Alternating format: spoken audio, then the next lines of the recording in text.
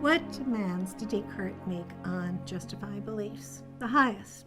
And why not? Why not demand the highest, at least if the highest is possible?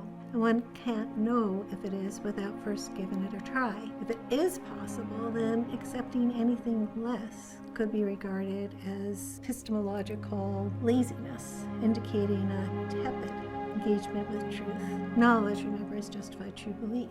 Descartes aimed to eliminate that middle term, true, in the definition, not because he regarded it as unimportant, but rather the contrary. What Descartes aimed for was a standard of justification that would make the specification of true redundant, except as reasons for one's belief only grounds that logically exclude the very possibility of the beliefs being false. Such reasons would render the success of a person's belief entirely non-accidental.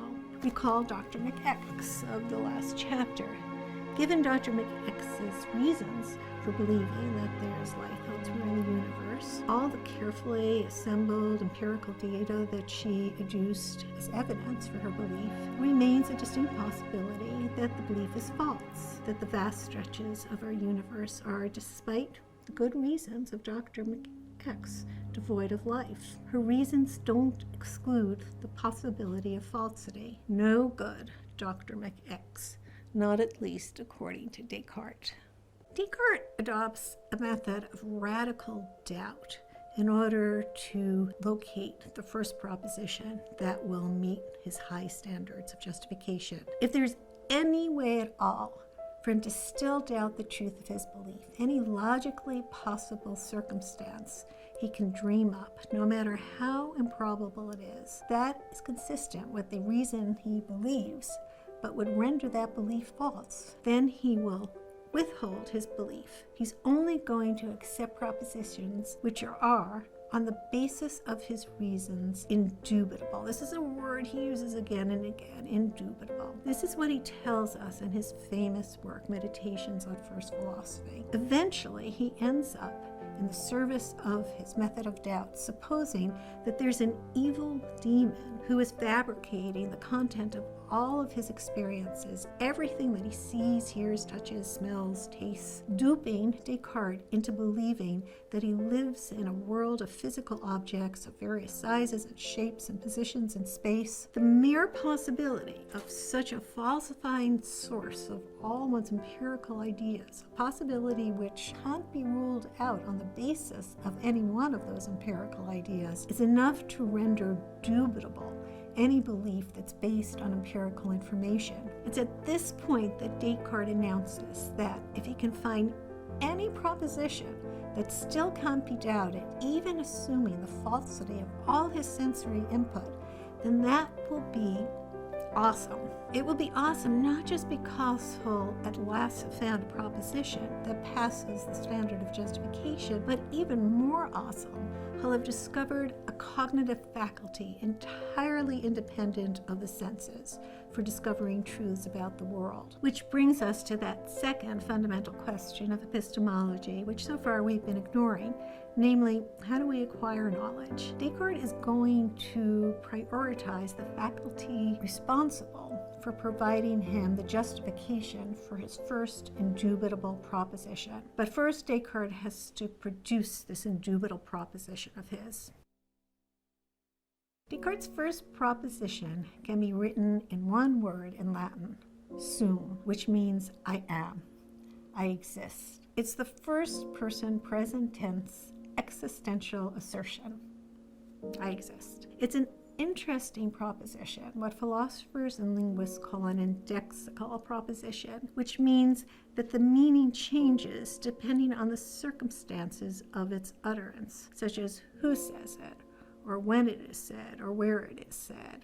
All of those are indexical propositions. So, for example, if I say, I'm getting tired now of being here, the meaning of that sentence will change depending on three of these indexical factors. Who's the speaker, what time he or she is speaking, when the now is, and where he or she is. When I say, I'm getting tired now of being here, that proposition is equivalent true. Rebecca Goldstein is getting tired of being in this room right now in Plymouth, Massachusetts. If I say I am, I exist, then the only integral factor that's relevant is who the speaker is. So that first proposition of Descartes was the proposition that René Descartes exists, which is a proposition that is no longer true. René Descartes died of pneumonia on February 11, 1650, at the age of 63 in Stockholm, Sweden, where he was living as the philosophy tutor to Queen Christina, who, being a very busy sovereign, had time for philosophy only at 5 a.m. The proposition I am, on which Descartes had pinned such soaring epistemological hopes, is not what philosophers call a necessary truth. For example, that the sum of the square of two legs of a right triangle are equal to the square of the hypotenuse. The Pythagorean theorem, being a necessary truth, was true before Pythagoras discovered it in the 6th century BCE, and it will be true when there are none of us around to know it. In fact, its being a necessary truth means that not only is its truth everlasting in this world, but that it's true in all possible worlds. Right now, we want to understand what it is about this proposition, I am, that made Descartes so epistemologically giddy. It's this: there is no way that one can ever be in error in believing I am, I exist. The mere act of thinking this proposition true logically excludes the possibility of its falsity. There's no way for error to slip in. After all, error occurs when we think some proposition true that isn't. But that's just not possible here, because the mere act of thinking I am logically entails that I indeed am, even if all of our sensory input is false, which proves, says Descartes, that we have a faculty, the faculty of reason, which perceives logical entailments, which is entirely independent of the senses, and which can allow us to know certain truths about existence with certainty. This claim that our faculty of pure reason, which is independent of the senses, can allow us to know certain facts about existence, about reality, is the crucial claim of the epistemological approach that's known as rationalism.